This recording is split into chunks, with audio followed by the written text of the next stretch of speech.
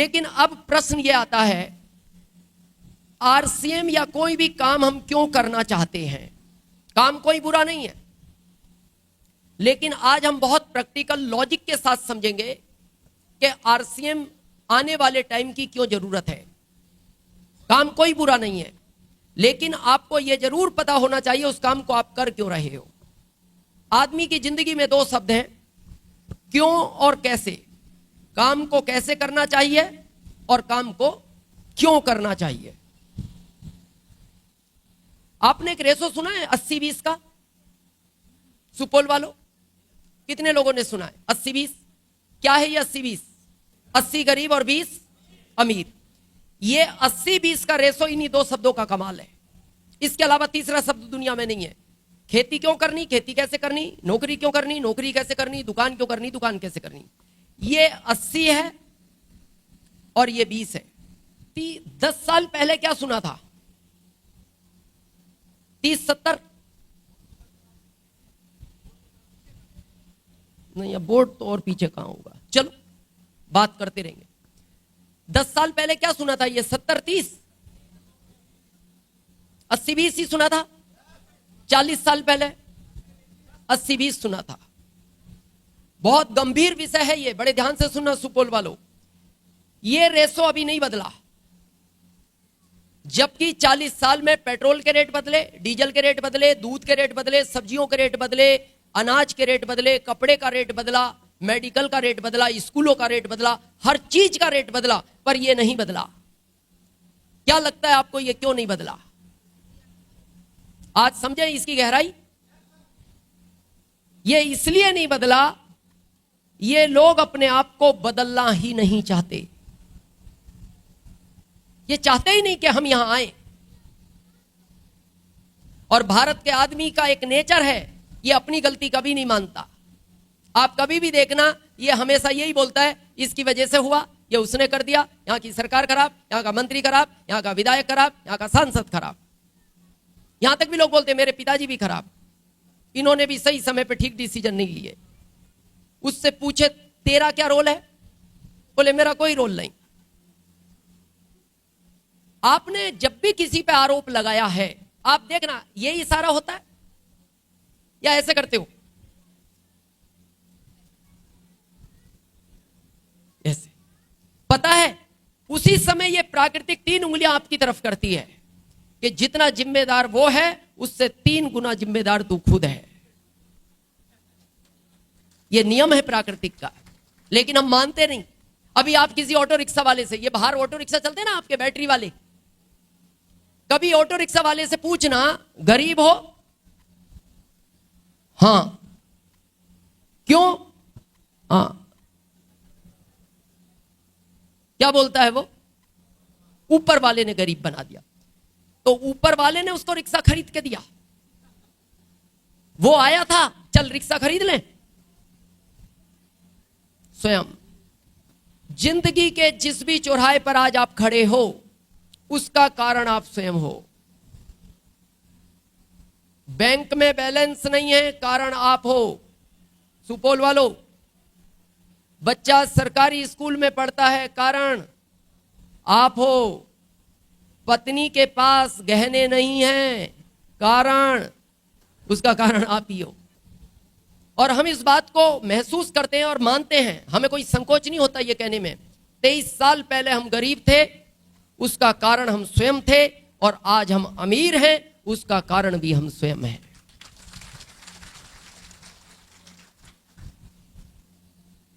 यहां जाना चाहते हो सुपौल वालों? इधर जाना चाहते हो?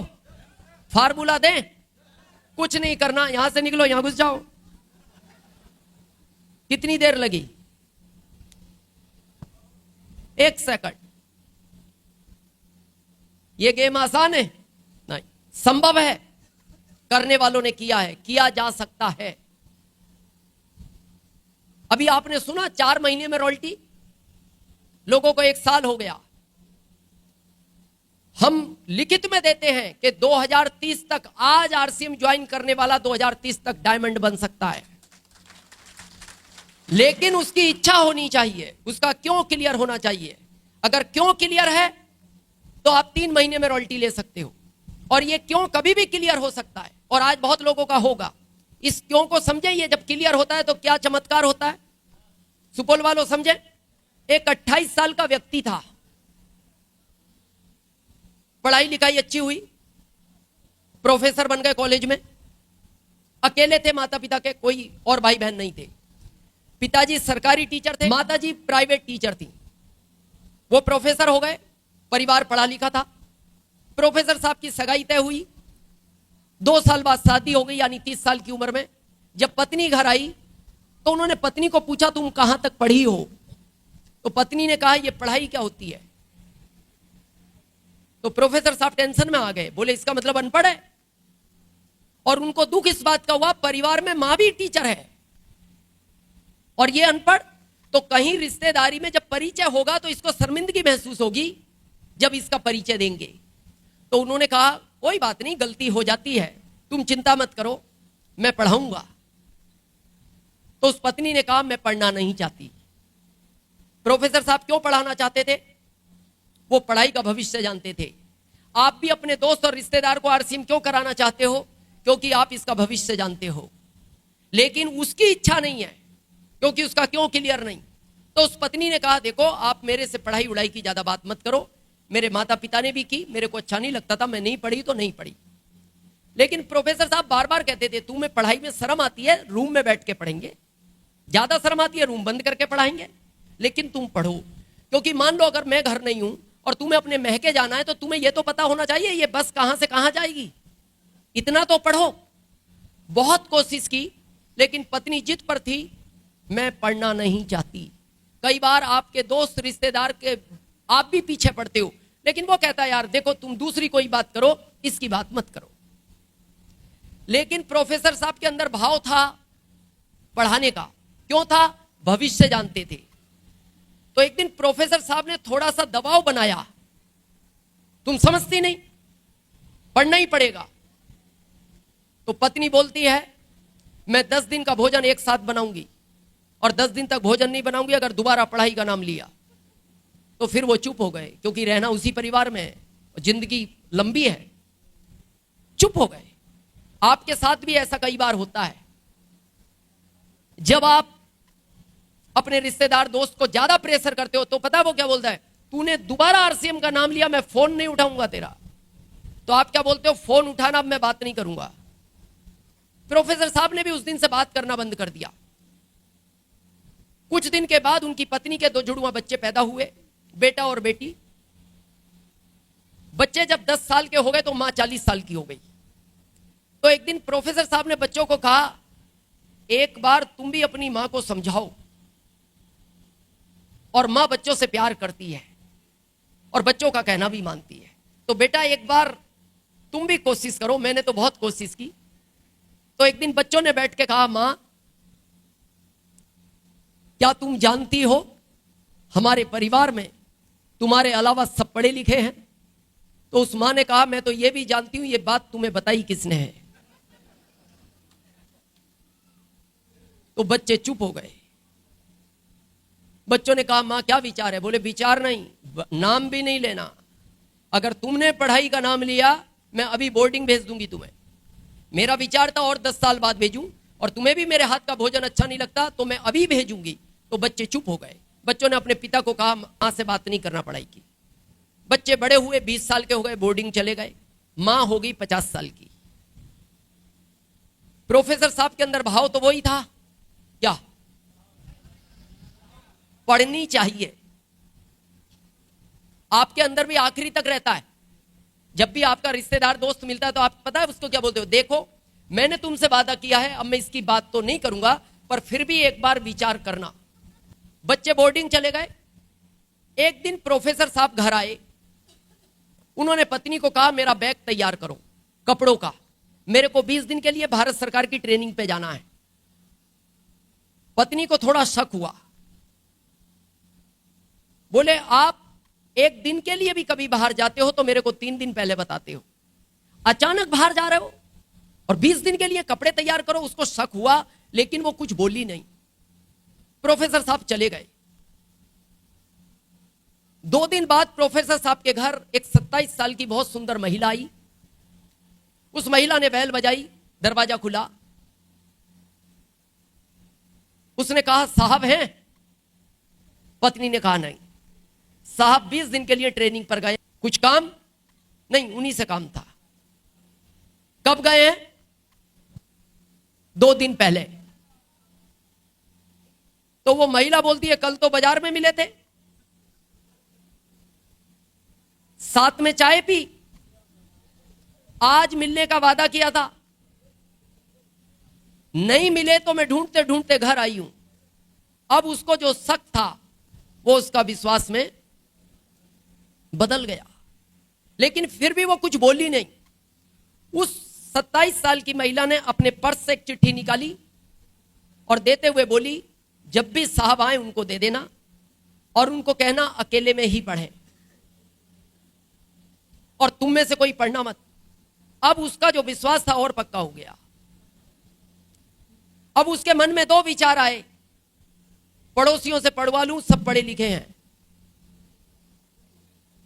लेकिन फिर उसको लगा अगर इस चिट्ठी में कुछ गलत लिखा हुआ तो मेरे पति की वैल्यू हमेशा के लिए पड़ोस में खत्म हो जाएगी। फिर दूसरा विचार आया, बच्चों से पढ़वा लूं, घर की बात है, घर में रहेगी। लेकिन फिर उसको लगा कि अगर इस चिट्ठी में कुछ गलत लिखा हुआ तो पिता की इज्जत बच्चों के अंदर हमेशा के लिए खत्म हो जाएगी। उसने वो चिट्ठी चुपचाप ली, अपनी अलमारी खोली, अपने कपड़ों के बीच में उसको ऐसी जगह छिपा दिया जहां किसी को ना मिले। उसके बाद बच्चों को फोन लगाया, बेटा घर आ सकते हो क्या? बच्चों ने कहा मां अचानक क्या हुआ? बोले नहीं, पहले तुम ये बताओ आ सकते हो क्या?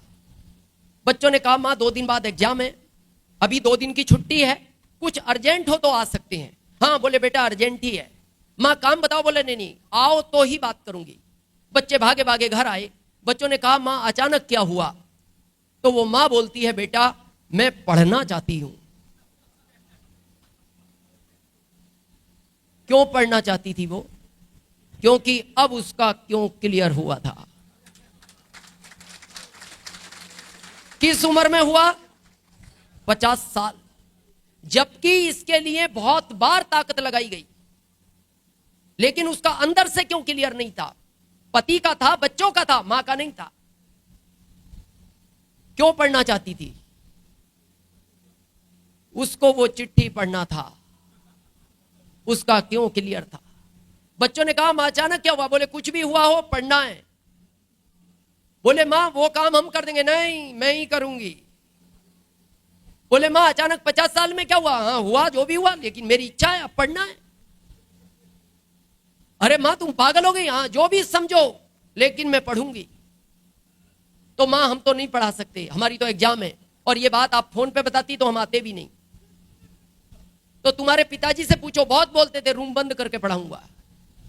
पिता ने कह दिया अब सरकार की जिम्मेदारियां ज्यादा हैं, जब फ्री था तो पढ़ा सकता था, अब मैं भी नहीं पढ़ा सकता। तो बेटा मेरी कोचिंग लगवाओ।